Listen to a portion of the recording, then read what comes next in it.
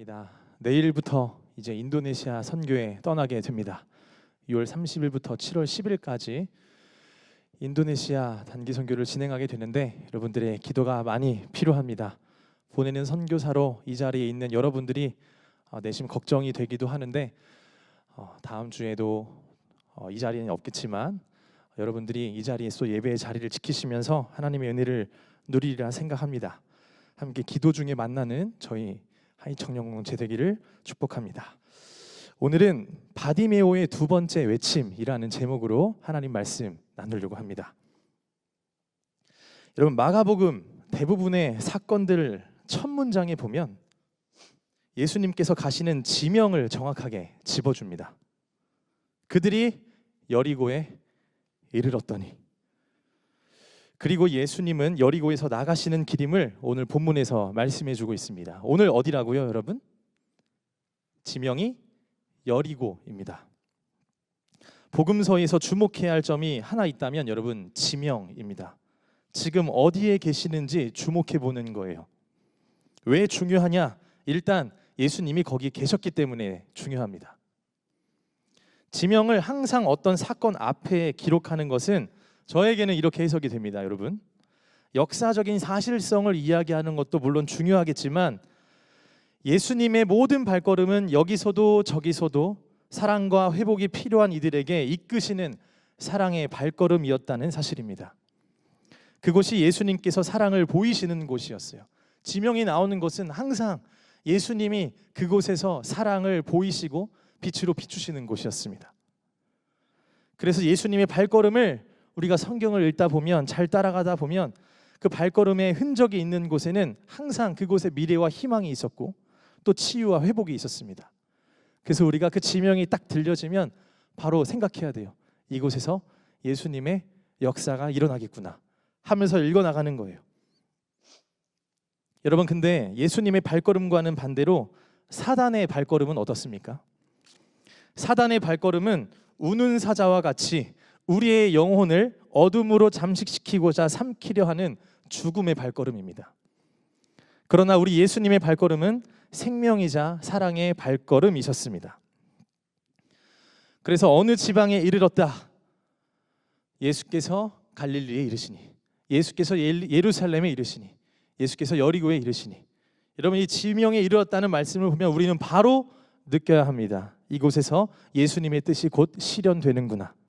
그분의 사랑의 발걸음은 오늘 여기서 어떤 일이 있을까 하는 그런 궁금증으로 여러분이 읽어나가길 바랍니다.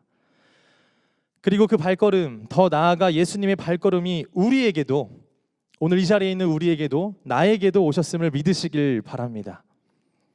그들이 여리고에 이르렀더니, 그곳에서 예수님을 마주하게 됩니다. 그들이 여리고에 있든 갈릴리에 있든 목마르고 기갈에 있는 사람들은 예수님을 다 마주하게 됐습니다. 여러분, 오늘 여러분은 어디에 이르셨나요?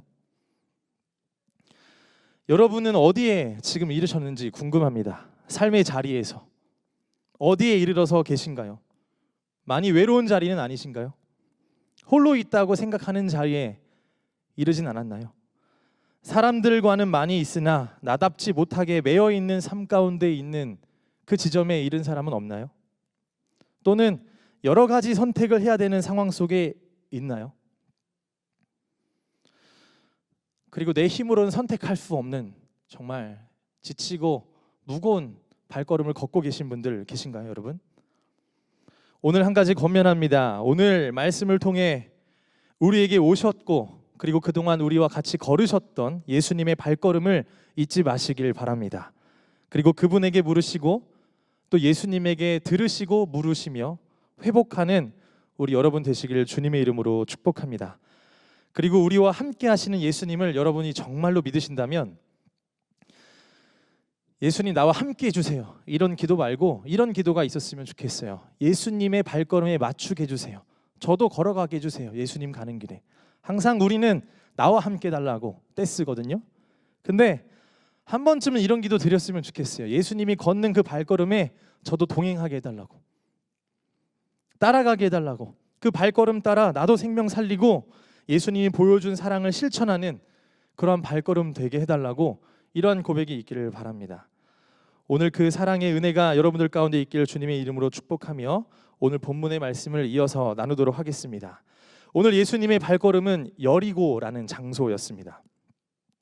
여러분, 여리고는 어디냐 하면 갈릴리에서 이제 예루살렘으로 올라가는 길에 마지막 들르는 중간 기착지예요. 그럼 우리가 이제 예측할 수 있어요. 예루살렘 전에 있는 곳. 여러분들이 성경을 많이 읽으셨으면 어느 정도 이곳이 이제 어떤 일이 있는지, 어딜 향해 가는지 알게 될 텐데, 여러분, 예루살렘으로 올라가는 마지막 중간 기착지예요. 그럼 어떤 뜻이죠? 예수님의 사랑의 발걸음이 이제는 궁극적으로 어디 가는지 알 수 있을 거예요. 바로 십자가를 향해 가는 중입니다. 왜냐? 예루살렘에서 십자가를 지셨기 때문입니다. 오늘 본문은 예루살렘에서 십자가를 지시기 전에 마지막 치유 사건이 있는 여리고에서 있었던 일입니다. 궁극적으로는 마지막 사랑의 발걸음을 완성하시는 이 십자가를 향하여 가는 발걸음이에요. 그런데 그 이전에, 십자가 지시기 이전에도 오늘도 여전히 사랑이 필요한 이들의 신음을 들으시고 우리 예수님 발걸음을 놓치지 않으십니다. 재촉하여 여리고로 가셨습니다. 그리고 거기서 수많은 인파들을 회복시키고 오늘 만난 인물이 한 명 있습니다. 그 인물이 바로 바디메오입니다. 먼저 여러분, 이 여리고가 그 지대가 해수면보다 거의 250m 정도 낮아요. 제가 이제 장신대학교 신학대학원을 다닐 때 학교 바로 뒤편에는 아차산이 있었거든요. 아차산이 약 280 정도 되는 걸로 알고 있습니다. 올라가는 그 산이, 그러니까 그 산의 높이만큼 쭉 내려져 있는 곳이 이 여리고예요. 제가 아차산을 하도 많이 올라서 신대원 때 전도사 하고 있을 때 별명이 아차산 요정이었거든요. 근데 그 시절에 그래서 그 높이가 어느 정도인지 감이 저는 잘 잡혀요. 근데 그 정도 각으로 생각하면은 이 여리고는 주변에 비해서 굉장히 낮은 곳이었습니다.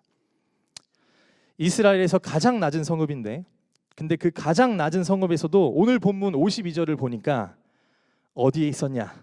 바디메오가 가장 낮은 성읍인 이 여리고에서 가장 낮은 길가에 있었다고 표현하고 있습니다. 길가. 근데 그 길가에 있던 사람이 있으니 그 사람이 누구냐 하면 곧 디메오의 아들 맹인 거지 바디메오입니다. 디메오의 아들 맹인 거지 바디메오. 여러분, 앞에 수식어가 참 길죠? 근데 실제로는 이름 자체가 없어서 디메오의 아들이라고 불리는 거예요. 디메오의 아들 맹인 거지 바디메오. 그러니까 이 바라는 단어가 아들이거든요. 그러니까 디메오의 아들이라는 뜻이에요. 이름이 없어요. 이 바디메오는 이름도 없습니다. 그런데 오늘 가장 낮은 성읍에 가장 낮은 곳, 그 길가에 머무르던 자였습니다. 오늘 본문의 배경과 묘사하는 것을 보면 의도적이에요. 가장 낮은 소외된 사람의 모습을 지금 그리고 있습니다. 근데 이 반면에 바디메오를 소개하기 이전에 마가복음 10장의 서두에 보면 어떤 사람이 나오냐 하면 이 등장했던 부자가 한 명 나옵니다. 근데 그 부자에 대한 수식어는 어떤 거냐 하면 그냥 그저 한 사람이라고만 표현해요. 그저 한 사람. 그저 한 사람이라고만 소개했던 것과는 차이가 많이 나 보이는 디메오의 아들 맹인 거지 바디메오. 더 길게 소개했다는 것은 여러분 의미가 있습니다. 바로 마가는 소외된 자들에 대한 관심을 놓치지 않았다는 것이고 그만큼 중요했다는 의미를 내포하고 있습니다. 그러니까 무슨 말이냐면 마가가 본 예수님은 소외된 자를 절대로 무시하지 않았다는 거예요. 그리고 회피하지도 않았다는 사실입니다. 가장 낮아 보이고 가장 처절해 보이는, 가장 약해 보이고 사회적으로도 존재 가치가 없다고 생각하는 사람으로 손가락질 받는 사람일지라도 예수님 눈에는 어떻게 보이냐? 하나님의 형상으로 지어진 존귀한 자녀라는 사실입니다.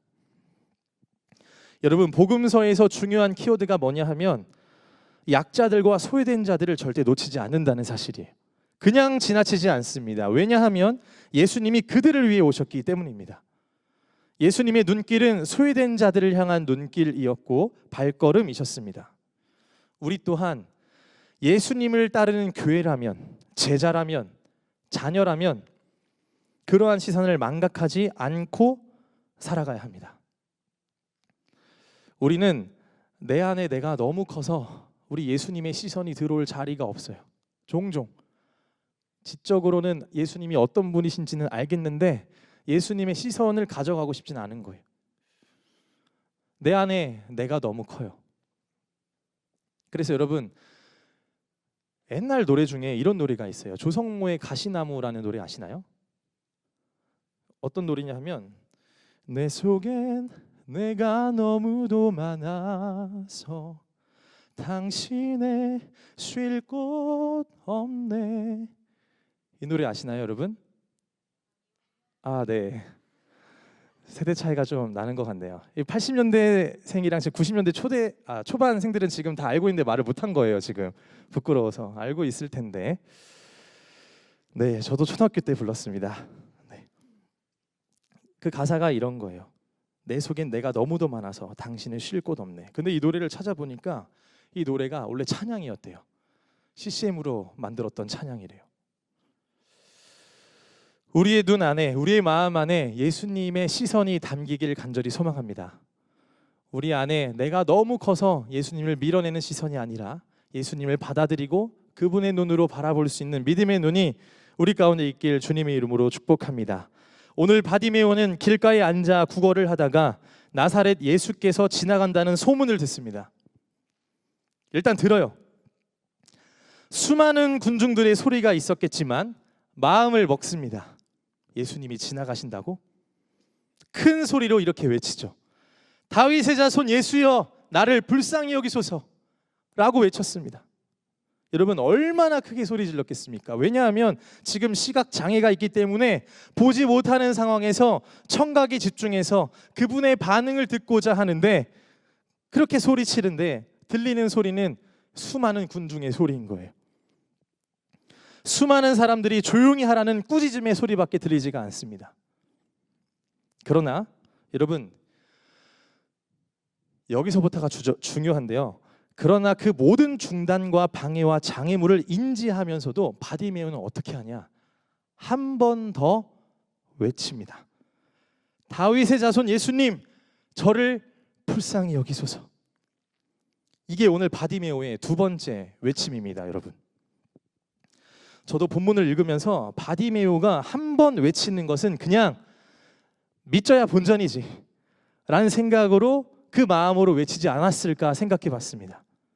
물론 간절한 마음이었을지라도 확률적으로, 여러분 우리 그렇잖아요. 합리적으로 한 번쯤은 이렇게 외칠 수 있지. 교회 가서 한 번쯤은 기도 한번 해보자. 믿져야 본전이다. 그동안 들었던 그 메시아 칭호, 다윗의 자손이라던 그 예수님 한번 불러보자. 바디메오가 충분히 그럴 수 있었다는 거예요. 그런데 그로부터 온 반응은 뭐냐면 여전한 군중들의 소리입니다. 그리고 한 번 더 불렀어요. 다윗의 자손 예수님. 여러분, 지금 바디메오는 어떤 무리들 앞에서 외치는지를 한번 기억해 보시길 바랍니다. 어떤 무리들 앞에서 외치는 거냐 하면 자신을 평생 동안 무시했고 저주받았다고 단정하며 가시처럼 찌르는 자들 앞에서 외친 거예요. 평상시에는 조용히 하라고 하면은 찍소리도 못했을 건데, 그러나 자신을 누구보다 저주받은 자로 생각했던 그 유대인들의 무리의 중단에도 불구하고 오늘 한 번 더 메시아의 칭호인 다윗의 아들 예수여, 저를 불쌍히 여겨 주시옵소서라고 외쳤다는 사실입니다.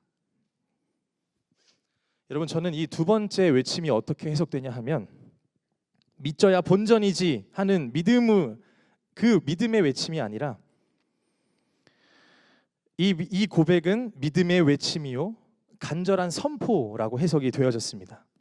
여러분, 우리의 신앙생활이 이래야 합니다. 믿져야 본전으로 우리의 체면을 지키기 위해서 기도하고 찬양하는 것이 아니라, 한 번의 고백이 아니라 어떤 우는 사자와 같이 삼키려고 하는 소리에서도, 나를 짓누르고 나를 어둡게 하고 무너뜨리려고 하는 상황과 환경이 우리를 덮는 상황에서도 한 번 더 그때 외치는 것이 진짜 믿음일 수 있다는 사실입니다. 여러분, 우리에게는 한 번 하면 한 번 하고 말지, 이런 고백과 기도 말고 한 번 정도 확률적으로 크게 한 번 딱 외치면 될 가능성이 높지, 이런 상황과 환경을 내가 평가해서 합리적으로 고백하는 거 말고요, 여러분. 체면상 고백하는 것을 넘어 무너지고 열매가 보이지 않더라도, 나에게 이 어둠이 계속 지속된다 할지라도 두 번째 외칠 수 있는 믿음의 고백이 필요합니다. 딱 두 번만 하라는 게 아니에요, 여러분. 한 번 하고 멈추지 말고 계속 주님께 고백할 수 있는 믿음이 필요하다는 사실입니다. 오늘 바디메오 보이지 않아요. 듣는 것에만 집중할 수 있습니다. 한 번 외쳤을 때 그동안 때리기도 했을 거고, 분명히 무시했을 거고, 저주받았을 거라고, 저주받았다고 무시했던 수많은 인파 속에서도 오직 예수님 한 분만이 메시아임을 믿는 믿음으로 소리쳤습니다. 상황을 넘어선 고백이었습니다. 오늘 이 외침이 우리 신앙생활에 필요하다는 말입니다. 우리 예수님께서는 바디메오의 기도와 같은 살아있는 믿음의 외침을 듣고 그를 부르십니다. 그리고 맹인 바디메오는 겉옷을 버리고 뛰어 일어나 예수님께 나아갔습니다. 10장 서두에 나온 율법을 잘 준행했던 그 부자, 그는 고민하며 돌아갔어요. 그런데 오늘 이 바디메오는 어떻게 했냐? 오라 하실 때 즉시 순종했어요. 즉시. 무엇을 벗어버리고요, 여러분? 겉옷을 벗어버리고요. 이 복음서에서 겉옷이 굉장히 중요한데, 겉옷은 생명을 지키는 옷이에요. 이 일교차가 엄청 크거든요, 온도차가. 그래서 저녁에는 잘 때는 이 겉옷이 없으면 안 돼요. 그리고 바디메오, 여러분, 부자가 아닌 거지 맹인 바디메오는 분명 이 겉옷으로 사람들에게 돈을 받았을 수도 있고, 이에 생업을 책임지는 생명과 같은 겉옷이었을 거예요. 근데 이것을 벗어버린 거예요. 던져버리고 그거 신경 쓰지 않고 예수님 만나겠다, 그분으로부터 치유받겠다라는 믿음으로 달려갔습니다. 즉시 순종한 거예요. 그리고 즉시 나아갔다는 말입니다. 여러분, 누가복음 19장에서도 나오는 삭개오도 예수님께서 내려오라 하실 때에 급히 내려와 즐거워하며 예수님을 영접했다고 합니다. 어떻게 내려왔다고요, 여러분? 급히 내려왔어요. 즉시 내려온 거예요. 요한복음 12장에서 향유 붓는 여인도 300데나리온 되는 순전한 나드 한 근을 계산하지 않고 그냥 예수님 발치에 부었어요. 계산하거나 기회비용 따지지 않았습니다. 자신의 소유의 전부였을 그 겉옷을 던진 거와 같이 오늘 향유 붓는 여인도 다 계산하지 않고 예수님 발에 부었습니다. 바디메오가 오늘 그러한 마음처럼 즉시 순종하며 예수님께 달려갔습니다. 여러분, 우리도 이러한 믿음이 필요하지 않겠습니까? 우리는 내게 은혜가 필요하고 기도가 필요하다고 늘 느끼지만 우리는 늘 고민합니다. 시간을 탓하고 바쁜 일상에 희생당한다고 회피합니다. 그러나 주님을 만나는 일이라면 여러분 어떻게 해야 된다고요? 즉시 하는 거예요. 즉시. 미루지 않는 것이고 온 마음을 다하는 것입니다. 세상에 썩어질 것들에 즉시 순종하는 것이 아니라 누군가를 위해하고 무너뜨리는 일에 우리가 즉시 순종하는 것이 아니라 주님 말씀하실 때 그 말씀에 즉시 순종하는 겁니다. 그리고 오늘 51절에 즉시 순종한 바디메오에게 예수님이 물어보십니다. 이르시되 내게 무엇을 하여 주기를 원하느냐? 너에게 무엇을 해주기를 원하니 바디메오야? 이렇게 예수님이 물어보셨어요. 여러분, 저는 예전에 여러 가지 여러분들에게 다 있을 수도 있겠지만 20대 초반에 이 감정적인 상처를 받은 힘든 시기가 있었습니다. 이 사람에 대한 기피증이 생겼어요. 대인 기피증. 여러분 겪어보셨나요? 저만 겪었죠? 네, 알겠습니다. 여러분을 기피할 것 같은데 지금 그랬던 시절이 있었습니다. 근데 한 교수님과 함께 침묵으로 기도하는 시간을 한 3일 가졌어요. 침묵 기도를 할 때 한 80분씩 진행했는데 총 10번을 진행했습니다. 근데 그때 저는 어떤 이 사람에 대한 여러 가지 그 아픔과 상처에 대해서 묵상하면서 힘들어서 이 문제를 가지고 목사님이시고 또 교수님이신 분에게 상담을 하면서 이 기도를 3일 동안 같이 했던 적이 있습니다. 그리고 저는 그 고백들을 노트에 써내려갔어요. 근데 그때 적어둔 제 기도문을 보면 어떻게 써있냐 하면 장난 아니에요, 여러분. 온갖 미사오구가 다 써 있습니다. 하나님, 제가 힘들지라도 하나님 찬양하게 해주세요. 주님, 제가 이 문제가 해결되지 않더라도 성령 충만하게 해주시고 하나님의 아름다움을 바라보며 늘 걸어갈 수 있는 믿음의 사람, 아들이 되게 해주세요. 내가 그렇게 되지 않을지라도, 회복되지 않을지라도 막 이런 식으로 엄청 멋있게 고백하면서 제가 그럼에도 불구하고 하나님 믿음의 사람이 되겠습니다. 이런 고백들이 많이 담겨 있는 거예요. 그리고 그렇게 기도하고 기도문을 작성했어요. 사실 시원한 마음은 저에게 들진 않았어요. 왜냐하면 결국 해결되지 않은 채로 기도를 마무리했기 때문이에요. 교수님에게 이 기도 노트를 확인하러 가는데 어떤 일이 일어났었냐면 정말로 많이 혼났습니다.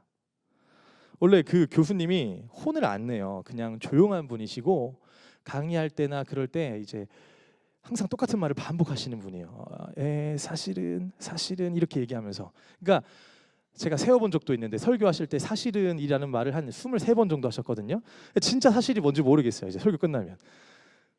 근데 그 교수님을 항상 보면서 이제 되게 조용한 분이셨는데 그날 이 기도 노트를 보더니 제 눈을 똑바로 쳐다보시더니 화를 내시는 거예요. 아니 박주환 전도사 이렇게 기도하지 말라고. 아니 이렇게 멋있는 척하지 말라고.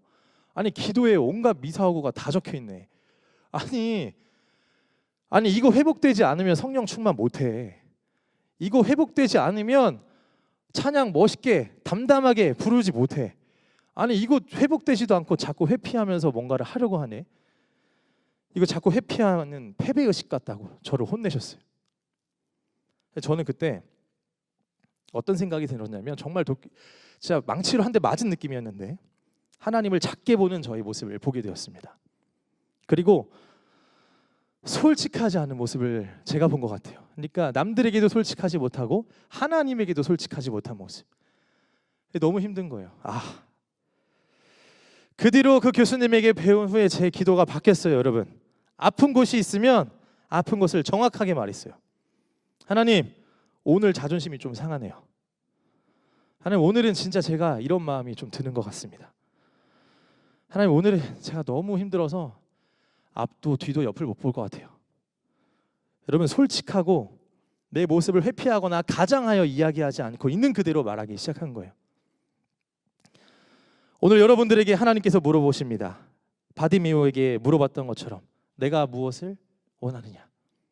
여러분 그때 어떻게 대답하실 거예요? 괜찮아요 주님, 금방 나아질 거예요. 시간이 약이니까요. 이건 하나님도 어떻게 하실 수 없을 것 같아요. 혹여나 이런 마음, 하나님 작게 보면서 하나님도 이건 좀 못할 것 같아요. 여러분, 이런 작은 믿음으로 또는 패배의식으로 회피하지 마시고 눈을 뜨길 원합니다 라고 얘기했던 바디메오처럼 있는 그대로 솔직하게 고백할 수 있는 여러분 되시길 축복합니다. 그것이 다윗의 자손이신 왕이신 예수님을 인정하는 거예요. 그게 인정하는 기도입니다. 긍휼을 구하시면서 나의 아픔을 있는 그대로 주님께 아뢰을 때 우리를 치유하시고 정결케 하여 주실 것입니다. 말씀을 정리하겠습니다. 오늘 우리에게 바디메오와 같은 믿음이 필요합니다. 여러분, 조용히 하라는 사람들의 만류에도 불구하고 거침없이 외칠 수 있었던 것은 이 바디메오 안에 작더라도 믿음이 있었기 때문이었고, 그리고 그의 외침은 이 믿음이 행동으로 표출된 것이었습니다. 어떤 방해물에도 매이지 않고 살아있는 믿음을 보여주었던 바디메오의 믿음을 우리 예수님께서는 인정해 주시며 치유해 주셨습니다. 여러분, 예수님의 능력이 치유의 직접적 원인이지만 우리 예수님께서는 마치 그 원인이 사람의 믿음이 있었던 것처럼 말씀하시면서 칭찬해 주셨습니다. 여러분, 이런 생각이 저는 들어요. 이게 설교를 마무리하고 다시 돌아보고 원고를 읽는데 예수님은 어쩌면 이 두 번째 외침을 기다리고 계셨겠다라는 생각이 들었습니다. 첫 번째 외침에도 분명히 예수님이 답하실 수 있거든요. 근데 어쩌면 두 번째 외칠 때 반응해 주셨던 그 이유가 있겠다라는 생각이 들었습니다. 어쩌면 우리에게도 여러분 체면상 외치는 고백 말고 오늘 분위기가 막 띄어져서 고백하는 찬양이나 기도 고백 말고 여러분의 진짜 솔직한 고백을 들을 때까지 우리 예수님이 기다리고 계시겠다라는 생각이 들었습니다. 예수님이 물으실 때 여러분 솔직하게 고백할 수 있는 자녀 되시길 바랍니다. 바디메오는 세상에서 이름도 없는 길가에 앉아 있었던 맹인으로 소개되지만 오늘 예수님의 사랑으로 그의 존재에 있는 빛을 발견하게 됩니다. 여러분, 오늘 우리의 이름을 알고 계신 분이 계십니다. 아무도 내가 얼만큼 아프고 얼만큼 힘들었는지 모를 것 같은 상황, 여러분 그런 상황에 있는 지체들이 이 자리에 있을 수도 있을 것 같습니다. 또는 죄책감에 머물러 있는 사람이 있을 수도 있습니다. 그리고 어떻게 해야 할지 모르겠는 힘든 상황에 있는 지체들도 있을 것 같습니다. 그리고 어떤 중요한 선택 앞에 놓여져 있는, 두려워하고 있는 지체들도 있을 것 같습니다. 또는 그러한 친구들이 주변에 있습니까, 여러분? 좋습니다. 오늘 우리의 이름을 알고 계시고 우리의 솔직한 고백을 듣고 계시는 분이 계시니 바디메오처럼 체면상 한 번 외치지 말고 2번 외치시며 그 이상 주님께 물으시며 나아가는 여러분 되시길 바라며 우리 함께 이 찬양 부르시면서 기도의 자리로 나아가도록 하겠습니다.